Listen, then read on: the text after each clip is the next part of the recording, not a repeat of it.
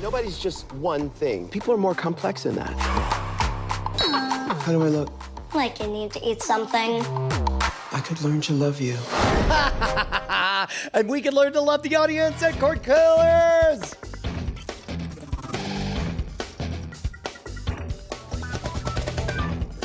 Welcome to Cordkillers, the show about watching the stuff you love, when you want, where you want, however you want. I'm Tom Merritt. Hey, man, can you imagine 10 years ago that I would say, well, what if what I wanted to watch was a RuPaul starring vehicle about a kid and a drag queen? Where would I find it? And you would say, well, in the future, Netflix will dominate all of the award charts. It'll be the hotspot for all of the quality entertainment that you come to love. And Bryce would tell us all about this opening preview. Yeah, this is Netflix, the DVD company? That's what somebody would say. DVDs by mail, yeah. Yeah, that's AJ and the Queen. It's like Brian said, a road trip story about a drag queen and a tough talking kid. RuPaul is the star of it. It's a show, and it's coming to Netflix January 10th. Well, you heard the voice of Chris Mancini just now, and we want to formally welcome you, Chris, to Cordkillers. It's great to have you back. Chris, of course, the co-host of Comedy Film Nerds, but more important than that, the author of Rise of the Kung Fu Dragon Master, which is in its last hours on Kickstarter. Chris, give us the quick pitch on this. It is a really cool kind of like an action comedy fantasy story about Rick, a small-time crook in Los Angeles. He's a Fight Club fighter, but he's very angry and likes to fight all the time. And he gets mixed up in an ancient battle between good and evil that's been fought since the days of ancient China that ended up showing up in Los Angeles. So as it does, yeah. As it always does, indeed. So it's a kind of a mix of like everything from 80s buddy comedies to Army of Darkness to Jackie Chan movies to Big Trouble in Little China. I wanted to kind of mix all of these things with some great philosophy of Kung Fu. We actually have a Kung Fu consultant, if there is that term. Nice. There's a Kung Fu consultant, the same guy that did Kung Fu Panda, Rick Myers. He's helping us out with this comic. And it's a really cool personal story because I always thought it would be cool about like we have like, the Western philosophy of like, there's anger and wanting to fight all the time, and mix that with like the ancient Kung Fu peace philosophy of ancient philosophy. And you combine those two together and like, how would they go together? And the obvious answer is not well. So it's a matter of, fighting, channeling that anger, and can you ever find that inner peace? And it's, but it also has some great fights. It's got a love story. It's got dragons, monsters, and surly baristas. So it's got a little bit of everything. The important parts is to remember that because this is Kickstarter, it's all or nothing. As we're recording, there's 31 hours left to go. You are most of the way there, but we got just over $15,000 to go. If you're listening to this in a podcast form, immediately head on over to where? Kickstarter.com/what? Go to Kickstarter.com and then just type in Rise of the Kung Fu Dragon Master and it'll show up. The other easy thing you could do is just go to comedyfilmnerds.com and click on the link on the homepage. It'll take you right there. And we know a bunch of you got Long Ago and Far Away, so you can't not complete the set. You got to make this happen. Exactly.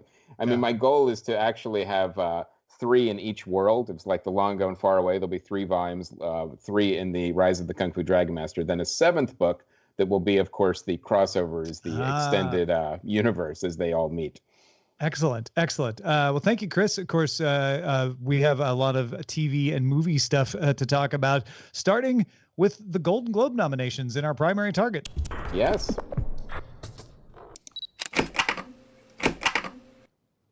Now, for those who may be unfamiliar, you may have heard of us talk about it before. Maybe you're new to the show, but the Golden Globes are unusual in that they combine TV and film into one awards show. They're also unusual because they're selected by the Hollywood Foreign Press, which I don't know if anyone agrees what that means. But all that aside, it's usually the next buzziest awards show to the Oscars, and winning one is always good for your marketing efforts, for whether you're a TV show or a movie. This year is historic in the Golden Globes. Netflix got 34 nominations across TV and film. It's the first company ever to lead both the TV and film side of the Golden Globes with nominations. Streaming dominated the Golden Globes this year. 30 nominations combined for TV between Netflix, Hulu, Prime Video, and Apple TV Plus. Got a couple for the morning show. HBO and Showtime combined for 15 nominations. and FX, BBC America, and USA got the other 7. The broadcast networks, which I think is the first time this has happened in Golden Globes history, got none. No broadcast shows even nominated. I think that would really help with these award shows is to show the actual gift baskets that each foreign press member got per network, because that would really help to, figure out our decision. Turns out Netflix was the largest donator of gift basket. No, yeah.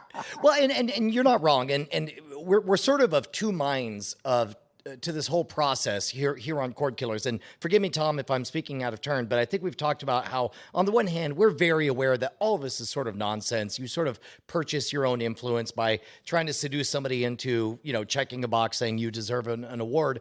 But at the same time, real money gets committed based on what of these awards you get. And the Golden Globes is a curious case of, oftentimes we see, and again, correct me if I'm wrong on this, Tom, we see a lot of counterintuitive, we know this won't get an Oscar, so we want to recognize it in this format, or we know this won't get an Emmy, so we'll recognize it here. It also has a reputation of being one of the wettest bars for everybody in Hollywood. So Hollywood people love to show up and get really, really sauced at it. Mm-hmm. Yeah, and you're right. If you look at the Golden Globes and go, well, that's not a good, accurate measure of quality, you're right. It's not. But if you want to take something out of it, it's where are the wins? Awards. Like, it's not even a good measure of no, it's not. Awards. But it is a great measure of where the wind's blowing in the industry, right? Yes. And that's why I'm not telling you so much about what got nominated as to what companies got their things nominated, because I think that's the interesting thing to look at is, wow, so Netflix has got enough pull and influence, and good stuff. Like, it has to be good enough. Like, they're not gonna put really, really rotten things up for the Golden Globes. So there's a minimum. I think we can all agree there's a minimum level of quality that something has to reach to be plausible. But then they have enough pull to say, like, yeah, we will give it to Netflix, where 10 years ago that wouldn't have been something you thought was possible. And in fact, this is only the 3rd time in 20 years that HBO didn't have the most nominations on the TV side. All 3 of those times have come within the past 4 years. So I think that just tells you a lot about the industry. And it tells you a lot about Game of Thrones. That too. But also it speaks a little bit to the fact that Netflix is, as we've talked about on this show for quite a while, they're straight up playing HBO's playbooks. Back in the days of the Cable Ace Awards, I'm sure that HBO was one of the ones campaigning for it to be eligible for genuine Emmys and so on. I mean, I don't want to say they're purchasing legitimacy, but they're focusing their energy, both financial and attention-wide, on legitimizing their platform. And I think they've done it, man. I mean, the fact that they're able to, even if you, in your mind, keep the Golden Globes as the sort of anti-Oscars, where it's like, let's recognize in advance everybody who we think deserves an Oscar but won't get one. Even then, the fact that they're the dominant player in that market, I think is a real testament to cord cutting in general and over-the-top networks. Yeah, you look at the Netflix movies that made it the first to have the combo. Marriage Story just came out on streaming. The Irishman has been in theaters for about a month and is now just came out on streaming. And The Two Popes isn't even on Netflix yet. It comes to Netflix December 20th. It's been in the theaters now. So these are the kinds of movies you would expect to see in the Golden Globes. It's not like you're seeing, some off-brand Christmas Prince kind of thing getting shoved in there. Right. And it's interesting to see, like you were saying, some of the films we haven't even seen yet. They haven't even been released yet. Yeah, I mean, they've been released in theaters because they have to get the award nominations, but they haven't even come to streaming. So I think this is it's funny, Brian, in the history of both Frame Rate and Cordkillers, it's gone from like, wow, do you think they'll get a nomination, to wow, they got a nomination, to wow, they won, to I guess it's not a big deal anymore, to oh my gosh, they're dominating. Well, and not only that, but I think we're about to see the lagging indicator of that, which is, again, something that we speculated for a very long time. In the early days of Hulu, I know you and I speculated, like, why is everybody acting like ad dollars spent on internet advertising are somehow not legitimate? Why are they valuing primetime broadcast media instead? Because, and as we pointed out, it's more targeted. You're able to verify that it actually got watched and all the other reasons for it. So just as First came the quality, then came the ad dollars. Now comes the recognition of the quality, and then next, I think, will come the recognition of the superiority of the ad dollars that are spent on internet advertising. Well, and I think that is coming too, for sure. And I think probably the most significant thing doesn't have anything to do with the actual winners or nominees, but the lack of any broadcast television shows being nominated. I mean, some of that is just because those shows aren't as good, but you would think of This Is Us or something buzzy like that would get at least a nomination, or one of their actors would get a nomination. And it's not like the broadcast networks don't have influence. I wonder Or if money.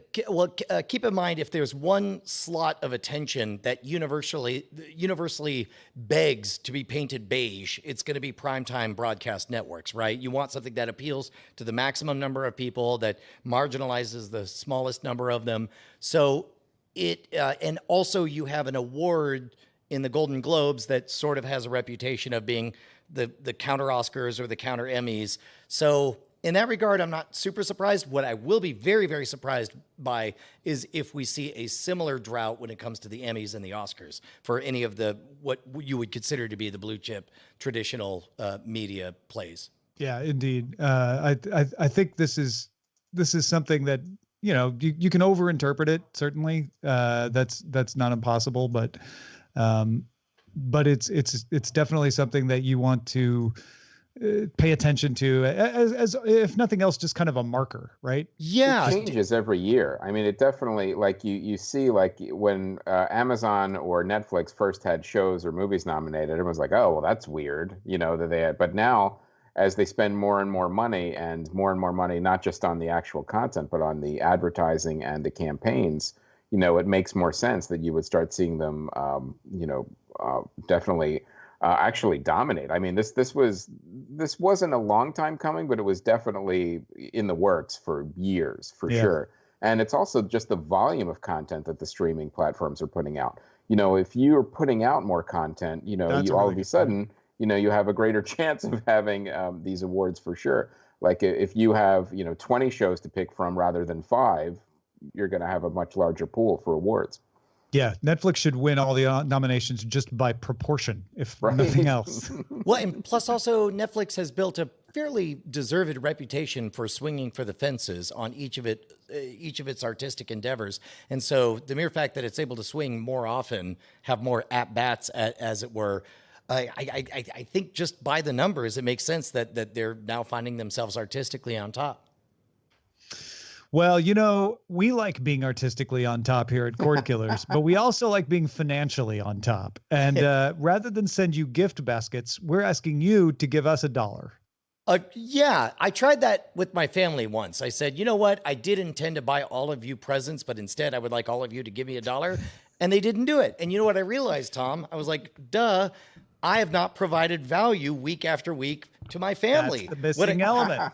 What I should do is show up for an hour to 2 hours every single week and give them insights that help them save money and find the best of content out there in the over-the-top streaming post-cord world, and then ask them for just $1 an episode at patreon.com/cordkillers. Unfortunately, it turns out my family don't watch the show. So none of that worked out. So hopefully if we ask the audience, maybe that'll work a little bit better. You have to offer bonus family content. It's like, all right, you want to watch Stranger Things with me? Do. Then all right. I'm so glad you brought that up, Chris, because every single episode on your very own RSS feed, not only do you get early access to Spoilerin Time, but you get our special After Talk, where we do nothing but talk to all of our beautiful, beautiful, more than 1,000 bosses. Yeah. Folks, if you want to help Brian feel like he has a family that supports him, you have to support us at patreon.com/cordkillers. Let's talk about how to watch now. Okay. Plex. But this is another one that's changed over the years from like, it's not just about piracy. It's got some really good features to, wow, this is just like a really super good competitive way to manage your video no matter how you get it. And Plex has now launched its ad-supported free streaming service with movies and shows from MGM, Warner Brothers, Domestic Television Distribution, Lionsgate, and Legendary. So this is similar to like the free stuff you see on Roku, etc. Plex's service will start streaming in 220 countries worldwide. You don't need to pay for Plex Pass to get it. It's free to everybody. And what's the tagline? Is it, after everyone pays the license fees for the big content, this is what's left? Plex. We wanted to give you some free stuff that you could feel legal about. No, I don't know. Actually, I think Chris does bring up a pretty good point. Is there a clear marketing message associated with this? Because a lot of the stories that we talk about in this section, oftentimes we can clearly see what play the company's making in order to establish a foothold in a particular brand space. But I'm kind of with Chris in that it's not entirely clear what they're playing for. Like Pluto TV, but with a different name. Yeah, it looks like anything that had a low license fee that wasn't on a plane. Yes. What Plex is playing at is you have a library of television. We know that our Plex users love looking at a large library of television. What if we just increased your library? And we promise the ad load will be 50 to 60% less on this free stuff. But the thing that I have seen emphasized quite a bit is you will suddenly have a lot more to watch in your Plex. And that is one of the things that Plex users take pride in is I have all my library available and I keep adding to my collection. I keep adding to my options. This is going to bolster that. I think that's one of the things they're doing is, of course, this isn't the service because it is just titles that are easy to license, but it's an addition to all the other things that Plex does in order to get you to feel even like you love Plex even more. In the announcement for this, did they make any specific mention of like having access forever, or did they mention specifically if it's windowed access? Or I assume if they didn't mention it one way or the other that it's windowed is why I ask. And I don't work for Plex, so I can't 100% answer all of your questions, Brian. But I, like you, read the story about it launching, and they didn't say anything about that. So I assume it's windowed access, which I think that I guess I really like your example of the type of people who love having libraries and all you're doing is expanding their library. But I also know that the type of people who love having libraries love the permanence of a library compared to sort of renting access to something. Well, and I guess the gamble is you'll see a bunch of things in your library that weren't there before, and that's great. And you'll very rarely go to find something in the free library that you're relying on, right? It's just bonus content, because if you relied on it, then it would be in your main library. This is a dumb metaphor and I apologize. It's a bit as though Plex knows that you use Plex because you value your hair, and it sneaks in the middle of the night and just sort of adds some hair extensions and plugs, and you just wake up and you look fabulous. And you're really excited that you are in the Plex ecosystem. Brian, why are you wearing a hat? Oh my gosh, I'm glad you asked. I went to getroman.com/rogue and I signed up. All right. For the sorry. Though one thing I saw, I don't know if it was in this TechCrunch article or if it was somewhere else, but they did say that because all of these all these shows or movies appear in your library, they said that you can turn that off so it doesn't clutter the things that are yours. Yeah, that's right. You don't have to have it. That's a good point. Because I know, otherwise it's a U2 situation, right? It's I do believe that there is value to. There's two ways to do it. You can hide the good stuff behind a paywall, seduce people through advertising and promotion and news stories to come behind the paywall, or you can provide value preemptively and encourage people, and that's sort of what we're doing here on Cordkillers with, we provide value and then we hope that some percentage of people join our patronage. So it seems like, I don't know, that maybe I think this is a good play. And yes, I agree with Chris that this is kind of low-hanging fruit that they're throwing in there, but I also agree with Tom that who doesn't want to wake up with suddenly having more fuller, beautiful hair? That is true. That would actually be a great tagline for Plex. More content, more beautiful hair. Yes. Wake up with fuller, beautiful libraries from Plex. Have you tried Plex? Yeah. Yeah, so I think this is a bit of a throwaway for Plex. They had to do some work to get it together, but it's just an extra thing that will help people feel good because it's not the main offering, right? It's not like, oh, this is what the Plex app is about. It's like, oh, we now have a little extra for you in there. It's seasoning.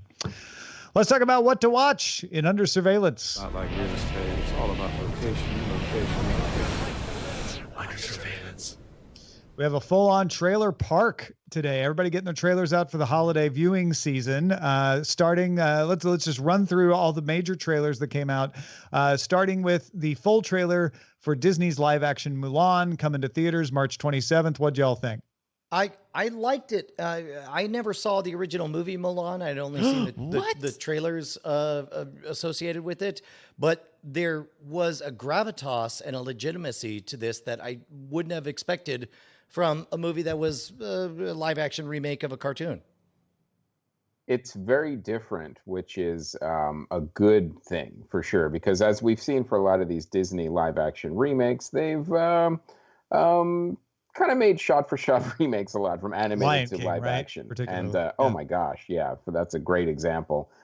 So when I saw this trailer, I was like, oh, well, this actually looks different. This looks more like an epic, sweeping, story of like, it's almost like a Chinese Lawrence of Arabia, the way they were showing the trailer. And I started reading a little bit more about it, and no songs, no Mushu, no, wisecracking dragon. So they've actually taken the original concept and story. I think it was based on a poem, maybe, if I remember correctly. I'm sure your fans will check that and correct me. But it was based on the Ballad of Hua Mulan, Chinese legend. So yeah. And one of the things that I really liked about it is like, okay, well, now we don't have to be, beholden to the actual animated story. Why don't we tell another story that's so we don't have to worry about like all these beats we need to hit. And when I saw the trailer, I'm like, oh, this is great. And then I thought, well, that's not coming out for a while. It's better if people just pledge to Rise of the Kung Fu Dragon Master first, and then they could wait for Mulan. What's funny is I had the exact same thought, and I actually went to go pledge, but I'd totally forgotten the URL. What was it again? You go to comedyfilmnerds.com, click right on it, or if you're already at Kickstarter, just type in Rise of the Kung Fu Dragon Master, and I will guarantee mine has dragons in it. Yeah, unlike a certain Disney movie.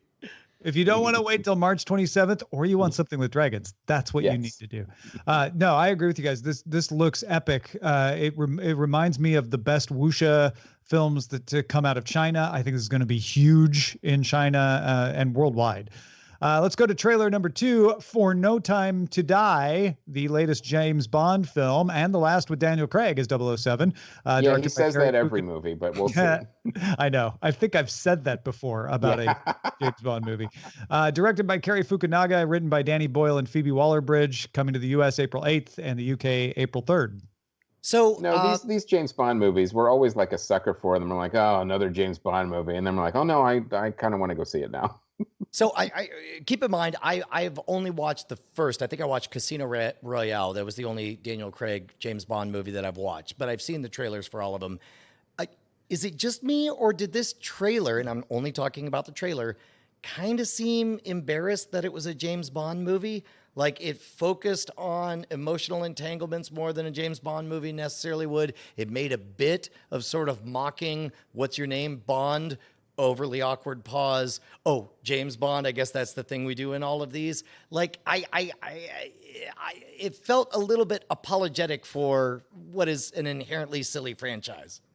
It's definitely trying to kind of get past that, like, wink. Yeah, we know this is James Bond, almost like a postmodern James Bond movie, which they've been trying to do for the last couple of them for years. Like, oh, we're going to give you what you love, but we're also going to try to modernize the characters and events that are actually happening in these movies. So the James Bond is a very, very specific formula, so there's not a ton you could kind of do with it. So I think they're just trying to figure out new ways of trying to tweak it, but not really tweak it that much. Hey, I think you're sensing the effect of Phoebe Waller-Bridge being involved in the script. It's going to be a little tongue in cheek. It's going to be a little ironic. etc. Not that this is reminding me of Fleabag or anything quite like that, but I think there's a little bit of a sprinkling of that on top that you may be sensing. Trailer number 3 is the trailer for Black Widow, set between the events of Civil War and Infinity War, coming to theaters May 1st. I don't think they explain in the trailer who's the communist Captain America character. Am I supposed to know who that is? That's the guy from Stranger Things. So obviously, at the end of Stranger Things, he just stays around and becomes generally the that guy. the Russian superheroes have the word red somewhere in their name. Yep. So I'm sure that's Red Star, something. He's Red Equality, Red Bread Lines is his name. Red Healthy Weight. But I think it's one of those things where, we don't normally see prequels for Marvel movies. They usually move forward and to lead up to like a big Avengers movie. So it'll be really interesting to see how this one kind of handles like an entire prequel story. I'm excited for it. I'm a sucker for these movies, so I'm ready to see it. There is a bit of speculation. Obviously, Captain Marvel did very, very well, and that was set, 20 years ago ish. And if this one does well and we're able to do a prequel within the continuity timeline of what we got, what I'm hoping for, fingers crossed, would be a Fantastic Four movie set in the 1960s that sets up Doctor Doom as a credible thing. I would love to see Fantastic Four introduced sort of as a fish out of water, out of time, a Cold War communist fighting extravaganza that they are. That'd be really fun for sure. And we're very, very much due for a good Fantastic Four movie. How many bad ones have we had? Let me see. Hold on. I got to science this. Beep, bop, boop, bop, boop. All of them. Yes. Bad. The math is in. There's even bad Fantastic Four movies that have never been released. I mean, Roger Corman made one. Wonder Woman 1984 had its trailer out featuring Gal Gadot and Chris Pine. Interestingly, not explained in the trailer how he's there. Wonder Woman 1984 comes out June 5th. They did. Well, isn't he Captain Kirk? Doesn't he time travel with whales? That must be it. Yeah. They did imply. Where's Alameda? They did imply that he was a fish out of water by the end, where he didn't know the difference between modern art and a garbage can. Sure. So maybe, I don't know, I could see in a universe where we're dealing with a goddess who's probably talking to other gods, one of them says, here's your challenge. You get one power up, and she wishes for Chris Pine back, and some version of him is suddenly a fish out of water. But I got to tell you, Wonder Woman did the hard thing. I think this movie would have been the easier one to do first, because you're trading on the nostalgia that people have for the late 70s television show. But instead, they did the hard thing, and they made her a credible action hero on her own merit. And now to see them go a little bit silly felt like a step backwards to me in this trailer. Am I the only one who felt this? I don't know. It's one of those trailers that I'm kind of reserving judgment for. Like, I'm not exactly sure like what vibe they're trying to hit other than the 80s.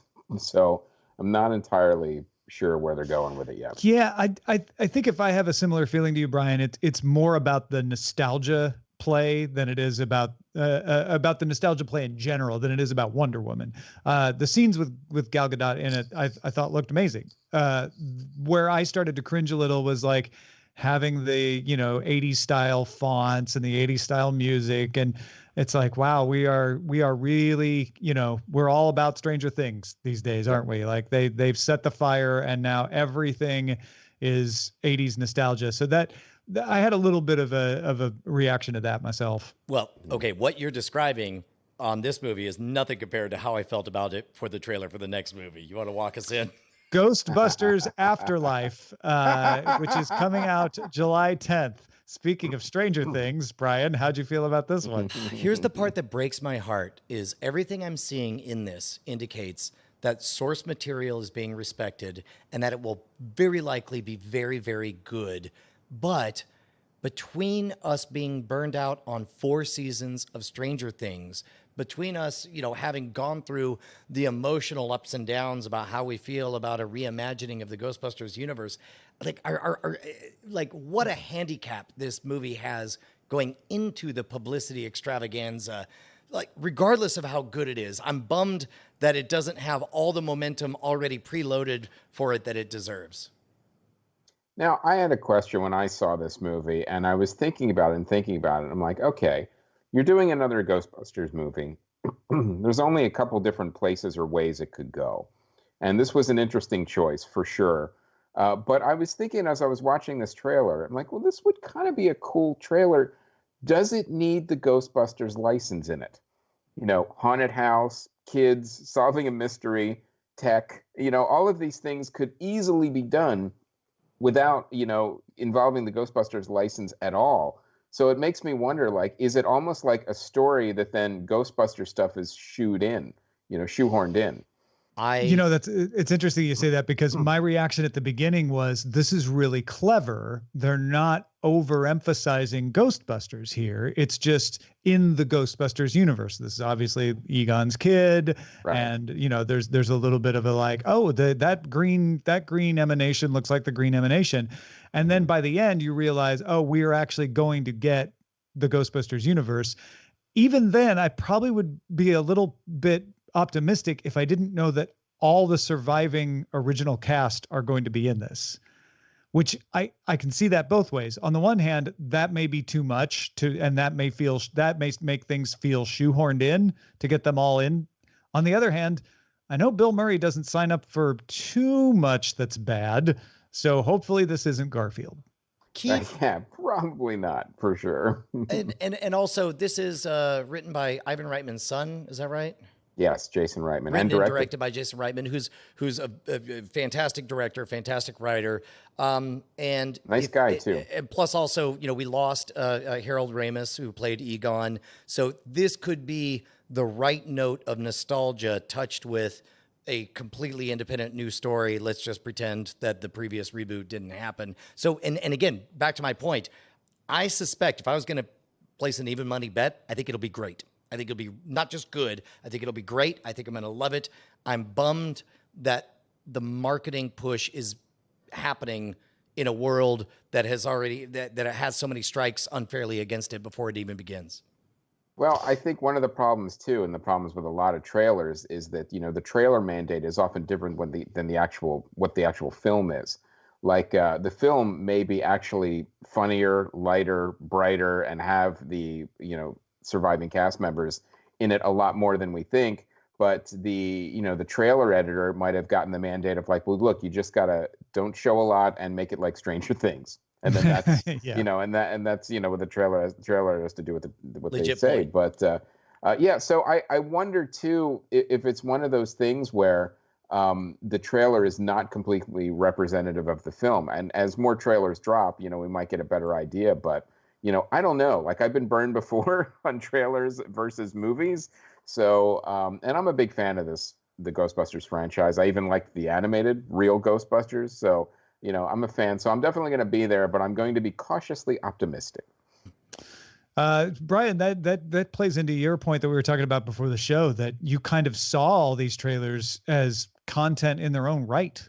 Yeah. So when you think about sort of, I don't know, the cultural gestalt or whatever, as we open up the bandwidth to experience these longer form trailers, these 2.5-minute vignettes that increasingly, maybe decreasingly, I don't know, that seem to tell the mood of a thing without actually telling the thing. I got a text from Tom saying casually, a lot of trailers in the trailer park this week, which I immediately read behind the lines and was like, oh, Tom wants to make sure I watch all of these trailers.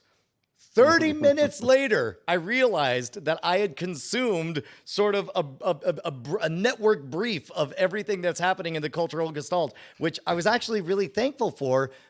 And what's funny is, I don't know, maybe half of these things I'll go see the final version of, but I will have a strong sense of the character. And I guess this, to Chris's point, brings up the idea of sort of network mandates when it comes to how these things are created.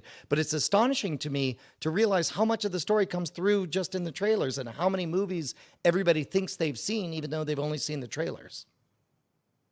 That's a big problem with trailers. They are like little bits of content. content. About that on Comedy Film Nerds all the time. It's like, you know, make me want to see the movie. Don't show me the movie.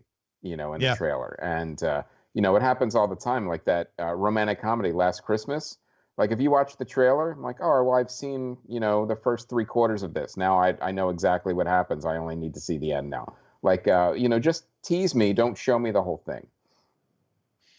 All right, we got a bunch of other notes of things to watch. First 3 episodes of Truth Be Told arrived on Apple TV Plus. That stars Octavia Spencer, Lizzie Kaplan, and Aaron Paul in the story of a podcaster who reopens a murder case that made her famous.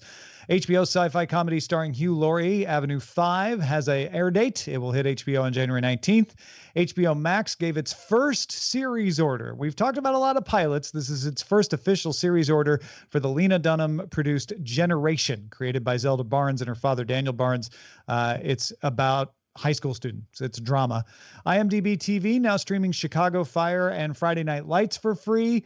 Roku, speaking of free channels, is promoting streamathons on its free Roku channel with season 1 of Game of Thrones, Warrior, Billions, The Affair, and Ray Donovan, all streaming for free from December 26th to January 1st.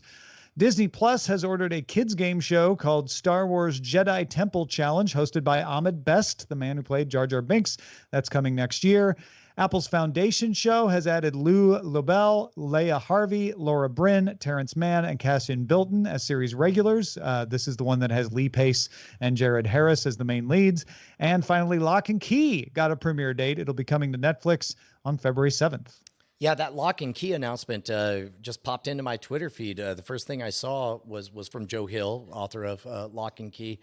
We had talked about the Hulu version of it. We had talked about friends of ours who were involved in previous iterations of it. But it sounds, from what I've heard, this is just a clean slate, brand new. Whatever you think you've heard about previous iterations of the story is just which makes sense. Whenever something gets kind of handed over to a totally different company, it's like, let's just wipe the slate. But still based clean. on the graphic novel, right? It's Of not that course, clean. yes. But like rumors bubble up and whatever rumors you've heard associated with the Hulu version, I'm going to trying guess to are say not you may have likely on heard this. that it would sucked. It's not going to suck. No, Is that what you're trying to say? to be honest, I mean, Game of Thrones changed the game for me because Game of Thrones proved, and to be honest, Lord of the Rings proved that it's possible for the movie to every so often be better than the book. Jurassic Park as well, I would say. And I would say let's call it a 1 in 10 chance. I'm willing, like I love this story so much that I'm willing to see this 1 in 10 chance. Same with the Cowboy Bebop movie, the Cowboy Bebop Netflix series. Maybe, just maybe, this will be that 1 in 10. All right, let's talk about things we've had our eyes on. Starting with you, Chris. What's a thing you watched recently that you loved? I got to go with the classic. I know it's almost a cliche, but The Irishman I thought was absolutely fantastic. And, there's a lot of kind of talk about like, well, is it a mini series? Is it a movie? And, I didn't care. I mean, I loved all 5 nights of it. So, but it was really, really good. And I was watching it and I'm like, wow, they're aging, de-aging, like they're, the actors. But it also, the thing I loved about it the most is, we all grew up on Scorsese movies and everything from Mean Streets to Casino, all of them.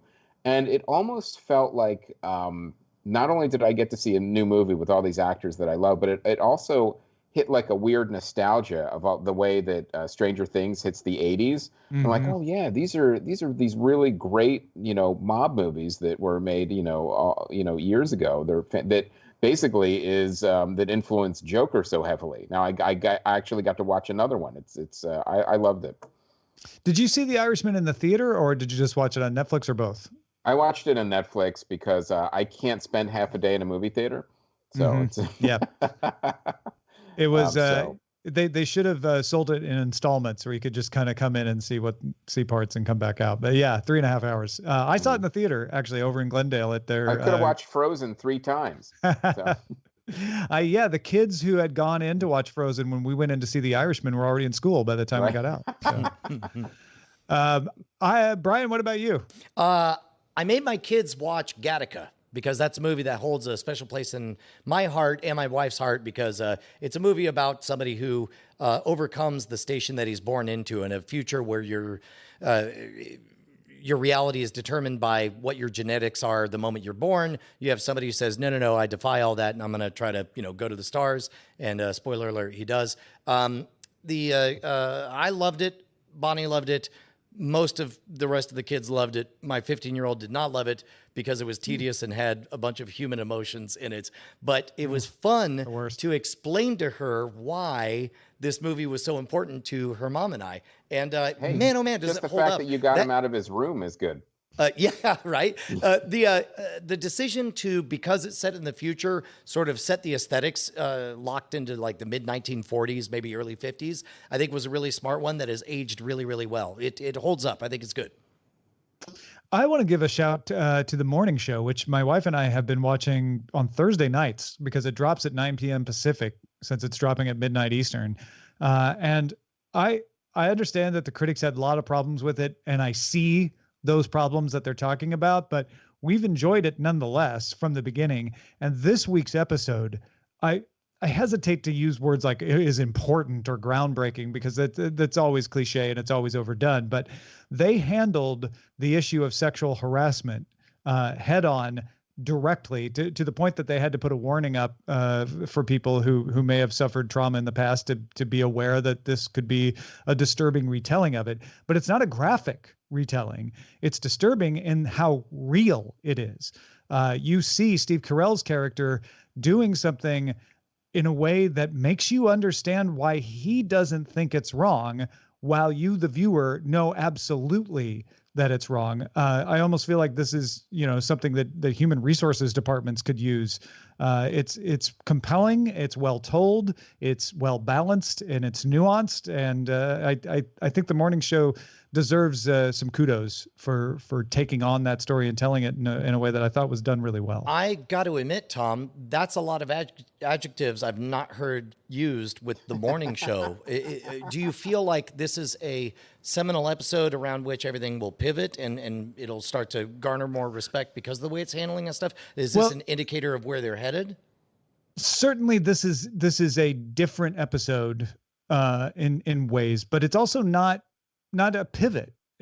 This story has been growing into this for a while, and I think I don't know why people have, the critics particularly, have been so negative about the morning show. Some of it has to do with Jennifer Aniston, I think, and a lot of people don't like her performance, and I get that.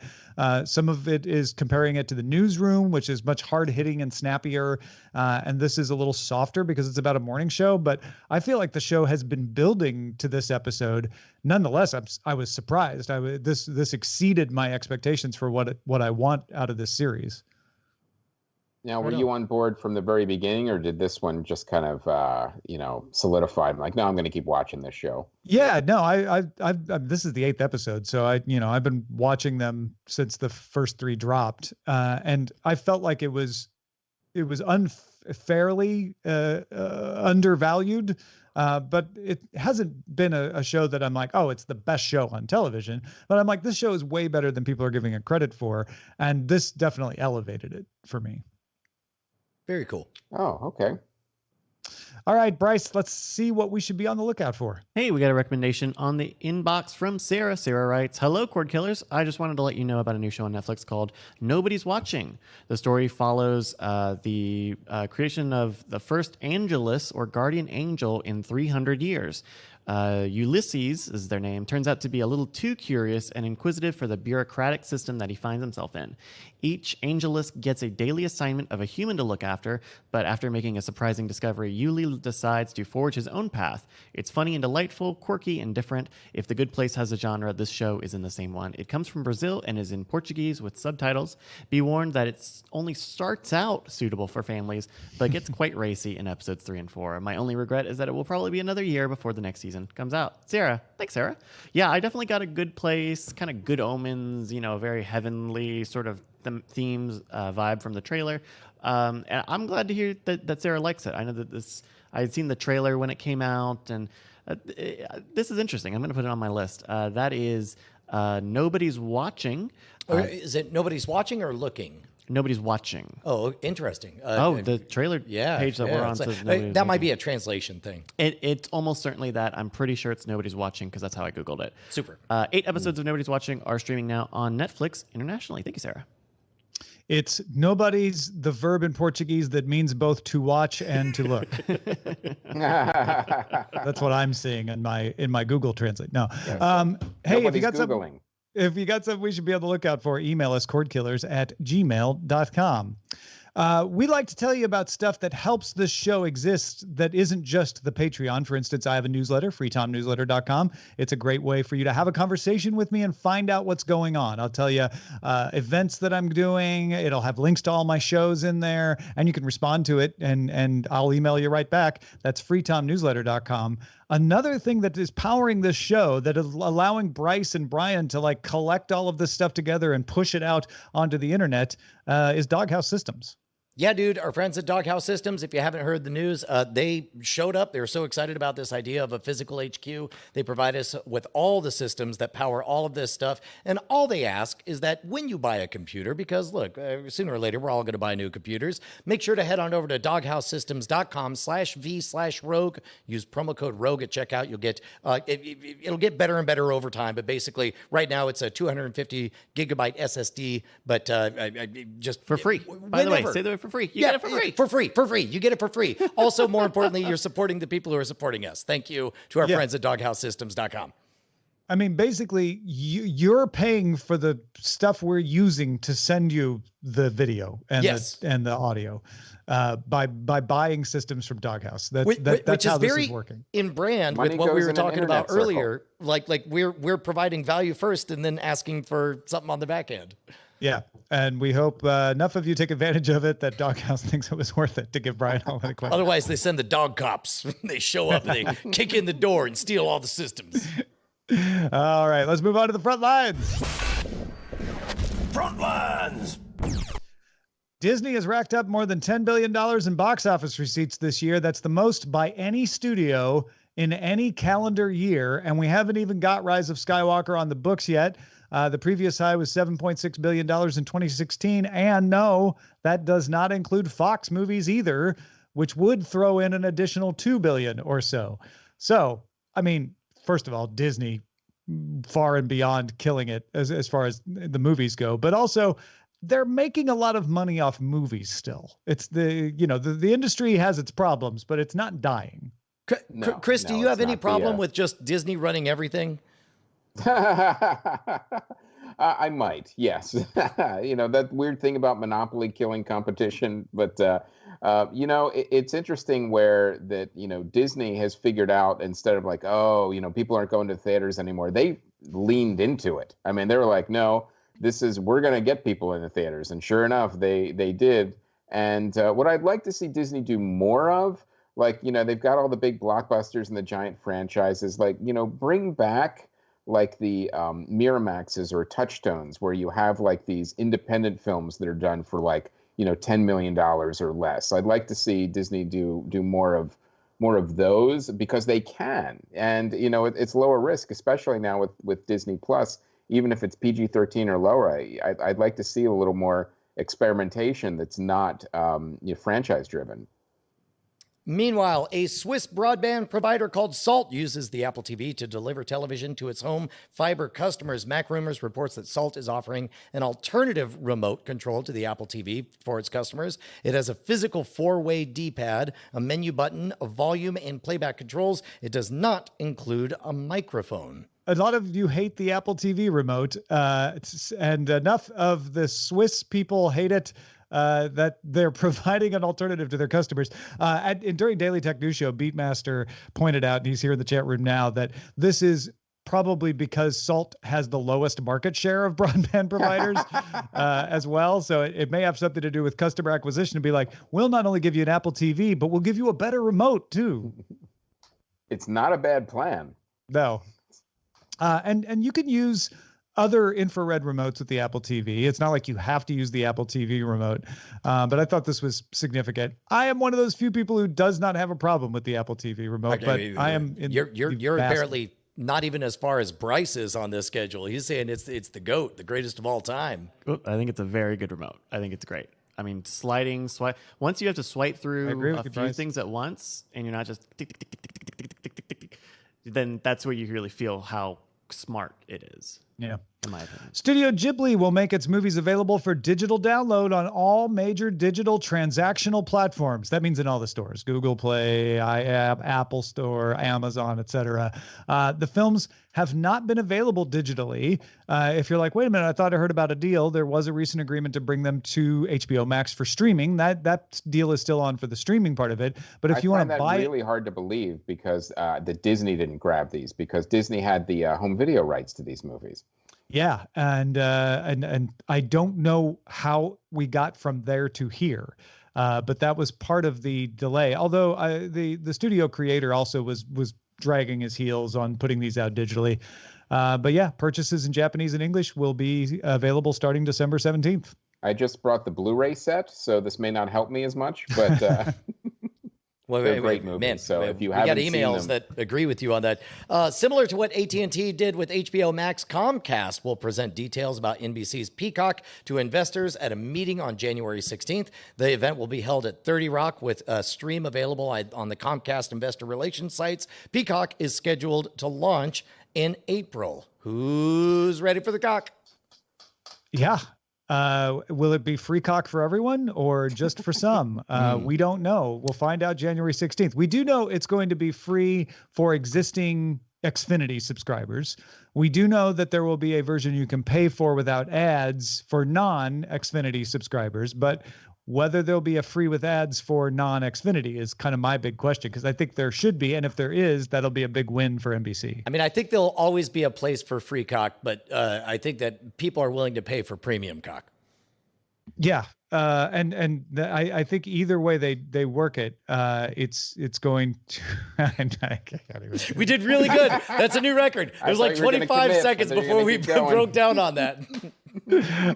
France's CGR Cinemas has chosen Jumanji: The Next Level as its first U.S. showing with its immersive cinema experience, or ICE theaters, which is a very unfortunate acronym here in Southern California, at Regal's LA Live Cinema in downtown Los Angeles. CGR puts up 5 LED panels on the sides of the auditorium that fill your peripheral vision with complementary colors. Now, that may not sound like much to me, but apparently CGR said that the ICE theaters make up 32 of its 680 screens, but generate 75% of its revenue. That does make sense. Because isn't it like twice as expensive to use? Well, that's part of it. Yeah. Well, and I think that is a very human thing. Think about safety, where it's like if we the difference between 98% safety versus 99.9% safety, we're willing to pay 2, 3, 4, 5 times as much, whether it's our vehicles or what have you. And I think if you've made the decision to leave the house to get the premium experience on a movie, whether or not the extra lights actually add anything to it, the perception that, well, you can't buy anything that is fancier than this will justify the 2, 3, 4, 5x expenditures. Yeah, I mean, this strikes me as the kind of thing that sounds to me on the face of it like, what a bunch of lights to the side going to do, but then could have an outsized impact because your peripheral vision isn't something you focus on, and just having a little bit of complementary color may make you feel like you're really surrounded by the action more than you are. I don't know. I could see it possibly working. Somewhat skeptical. There's also, if the story's doing its job, there's kind of a safety in knowing that all of the input from the sides, there's nothing valuable that is story-wise happening, so you don't feel the temptation to glance left or right, but instead it just, makes everything feel bigger. Netflix CEO Reed Hastings announced the company plans to invest roughly $420 million on content in India across fiscal years 2019 and 2020, with a majority on original content.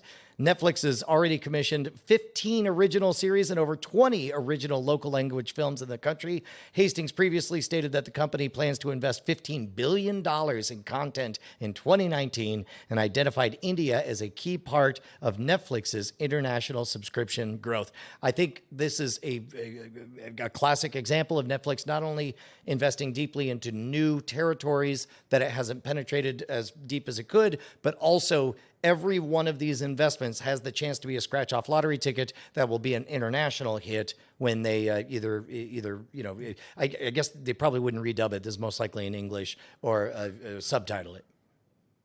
Yeah, I mean, this is we're seeing the flowering of the Netflix plan of launching in all the countries, when a lot of times in the countries they're like, they don't have much of a catalog. But remember when it was Netflix launched in Canada, but they don't have much of a catalog? You don't hear that as much anymore, because over time they built up that catalog. This is them building up those catalogs elsewhere. Did And I like anything about Netflix's debt? No, but Netflix is still in the stage of its development where debt is not yet a worry. Right. So they can continue to write checks that they don't have to cash essentially. for what, like another 2 to 5 years, I think they can get by with, like, yeah, we're still in debt, before they have to start turning that around. But that scratch off lottery ticket is how they're hoping they'll be able to turn that around. For sure. One hit out of 10 shows can fund everything else. It's like the same with movies. Definitely. All right, let's get to the dispatches from the front.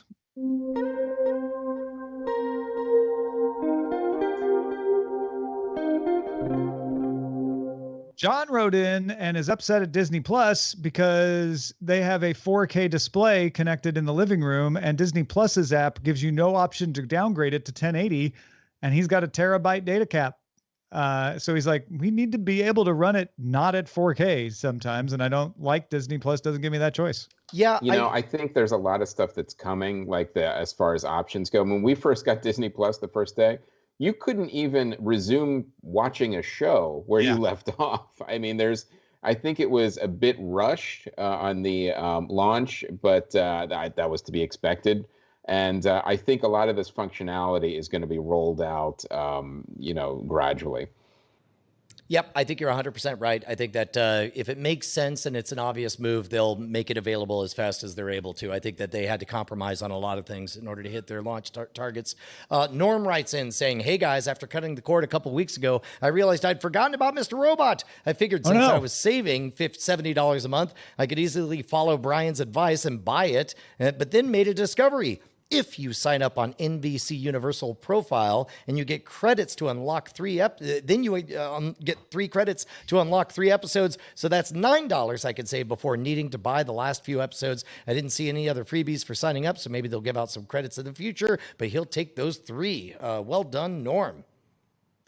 And Alex in Dallas said, hey, Cordkillers crew, on the last episode, you asked how people watch TV and movies at home after Martin Scorsese asked people not to watch on their phones. So I thought I'd let you know my viewing habits. I don't own a television, so I end up watching the majority of content on my 34-inch ultra-wide monitor hooked up to my PC. For most content, this is great. The only time I've recently run into issues is that Disney Plus has encoded black bars into their movies and shows, and therefore their stuff only shows up on about a third of my screen. Because of that, I'm forced to watch The Mandalorian on my phone due to it being a better experience. For me, my computer screen is the best and biggest in the house, and I'll continue to watch most content there, but sometimes watching on my phone can be better. Alex, I feel your pain. We're outliers. We are at the very fringes of people. Number one, people who watch on their PC is a small segment of the audience. Number two, people who have a PC and who have invested in an ultra wide display. In my case, I have the curved on top of that. I adore it whenever something fills up that entire beautiful, beautiful ultra wide screen. And I am so with you. It is agonizing to have to watch The Mandalorian in our living room 16:9 TV instead of getting that full ultra wide experience, especially since the whole reason they're putting those black bars in there is so that they force a widescreen experience. I still think the widescreen would be better than the phone because it's still bigger, but maybe those black bars just bug him that much. Well, I will say that there's a perverse emotional aspect, like watching a whole black box all the way around your content as if it's intentionally rubbing it in your face that everything's being made smaller. It's very frustrating. We got a bunch of folks who are chiming in on physical media. I think it's safe to say that we could reduce all of the emails. Thank you to everybody who sent them in. There were an awful lot of them. There were basically 2 main camps. There was one, yes, we say oftentimes convenience trumps fidelity, but there are people for whom it's like, I can't give up my fidelity for the convenience, especially not knowing whether or not I'll have an internet connection. And then an also equally valid argument was a whole bunch of people saying like, look, man, when you got kids in the back of the car, you need something you can rely on that will play. And physical media is the only thing that really fills that void. Yeah, we got one counterexample from Michael in Texas. I think isn't there room for both? It's not like, one, you can't have one or the other. You could actually, you get a choice now. No, you whether have to pick a physical side. media Yes. No, it's funny. Michael was the one example. He used to write in telling us he bought, ripped, and put it on Plex. But then when he wrote this email, he went and checked, hadn't bought a movie on a disc since 2017. So it can creep up on you when you least expect it. Thank you again, Chris Mancini, for joining us. Really appreciate it. Oh, great to be here. Love coming on. Always more stuff to talk about. Trailers, shows, for sure. Absolutely. And before we go, one last reminder where people can find your comic book. They can find it until Tuesday at midnight, so there is time left. Even if you're listening to it on the podcast, you could go to comedyfilmnerds.com, click on Rise of the Kung Fu Dragon Master, or you could just go to Kickstarter.com and type in Rise of the Kung Fu Dragon Master. We've got a little bit of a ways to go, but we can get there. A lot of money comes in at the end. And, the Cordkillers fans have always been there for sure. They were there last time. So, it was great to be on. And thanks again, you and all your audience. Hells yeah. Our website is cordkillers.com. Our email address is cordkillers@gmail.com. And we're live on twitch.tv/Night Attack, also carried on diamondclub.tv, Mondays at 7 p.m. Eastern, 4 p.m. Pacific. See you again next time. Hey guys, Brian and Tom here, and it's just the same old message at the end of the credits, just like always.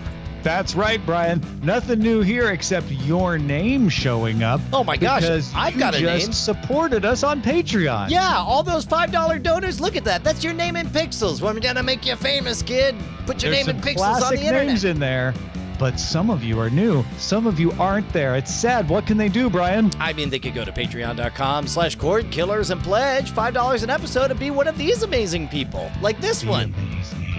Oh, look at that name right there. Diamond Club hopes you have enjoyed this program.